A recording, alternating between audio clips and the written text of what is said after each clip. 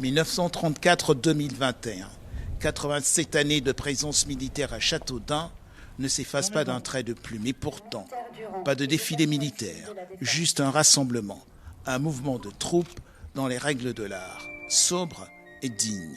Même pour les plus aguerris, la pilule est amère. C'est toujours une grande émotion. C'est peut-être pas la première fois, mais c'est toujours une grande émotion parce qu'on pense à tous ceux qui ont servi ici, tous ceux qui ont travaillé, tous ceux qui ont vécu aussi avec leur famille dans la région, qui étaient attachés. Et forcément, ça laisse pas indifférent. C'est en 2014 que le sort de la base a été scellé en devenant un élément air rattaché à la base aérienne 123, Orly-Brissy. Le compte à rebours avait commencé.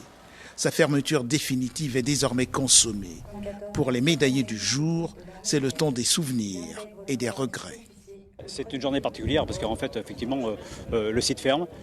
Et pour moi, effectivement, il y a un petit passement en cœur, effectivement. Mais ça, c'est le jeu, je dirais, des restructurations de l'armée de l'air depuis le début de sa création. Et puis là, on n'y peut rien, de toute façon. Mais j'ai un petit pansement en cœur, effectivement, oui. Ouais, effectivement. Longtemps, la base aérienne 279 a été le principal bassin d'emploi de cette commune. 1200 militaires, sans compter les familles.